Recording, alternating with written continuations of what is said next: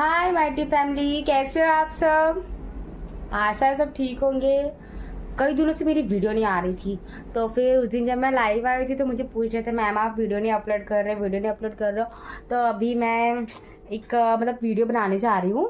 प्रमोद प्रेमी यादव जी का सॉन्ग है, मुझे तो बहुत अच्छा लगा।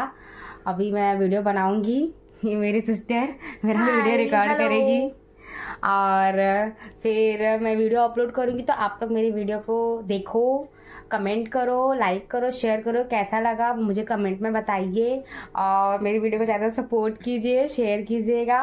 और इतना सपोर्ट कर रहे हो उसके लिए thank you so much. Bye by.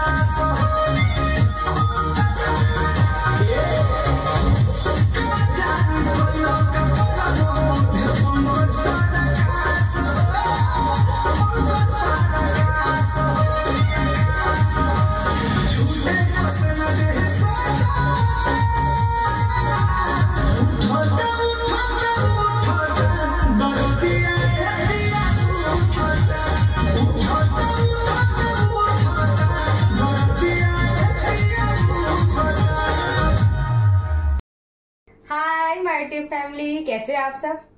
आशा है सब ठीक होंगे। वैसे मैंने कई दिनों से वीडियो नहीं अपलोड किया था।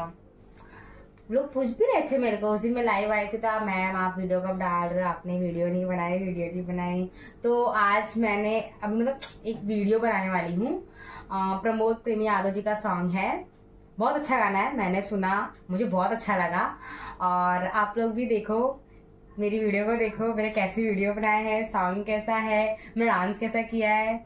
आप लोग कमेंट में जरूर बताना मेरा डांस आपको कैसा लगा। और मेरी वीडियो को शेयर करना, लाइक करना, सब्सक्राइब करना। थैंक यू सो मच। आप लोग इतना सपोर्ट कर रहे हो और आगे भी करते रहिए। और मेरी वीडियो को शेयर जरूर करना, हाँ प्लीज। हाँ बाय, थैंक यू।